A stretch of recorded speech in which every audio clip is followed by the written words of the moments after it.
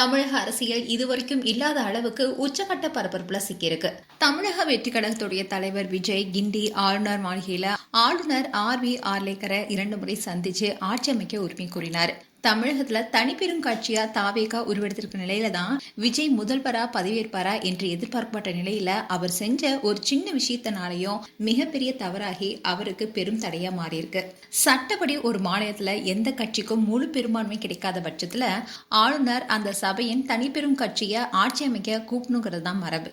அவங்களுக்கு போதிய இடங்கள் இல்லைனா கூட பதவி பிரமாணம் செஞ்சு வச்சுட்டு குறிப்பிட்ட கால அவகாசத்துக்குள்ள சட்டசபையில பெரும்பான்மையை நிரூபிக்க உத்தரவிடலாம்.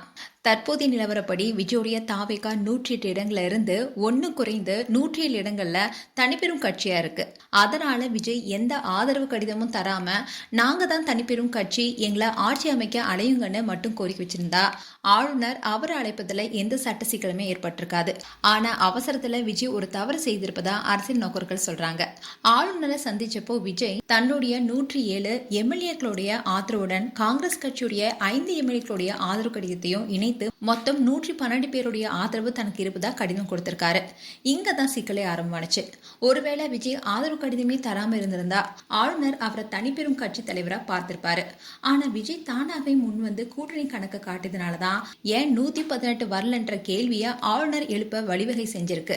112 என்பது ஆட்சி அமைக்க தேவையான 118 விட 6 இடங்கள் குறைவா இருக்கிறதுனால முழு பெரும்பான்மை இல்லாத ஒருத்தரை எப்படி அழைப்பதுன்னு ஆளுநர் தரப்பு பிடிவாதம் காட்ட தொடங்கியிருக்காங்க.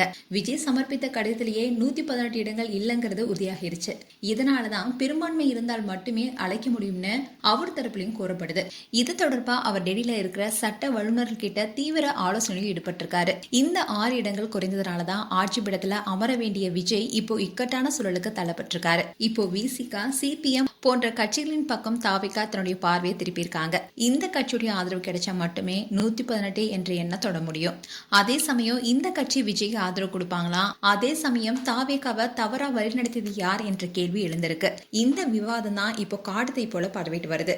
மேலும் உங்களுடைய கருத்துக்களை கமெண்ட் செக்ஷன் சொல்லுங்க. இது போன்ற வீடியோஸை பார்க்க நியூஸ் தமிழ் கிட்ஸ் சப்ஸ்கிரைப் பண்ணுங்க. மறக்காம நோட்டிபிகேஷன் பட்டனை கிளிக் பண்ணுங்க.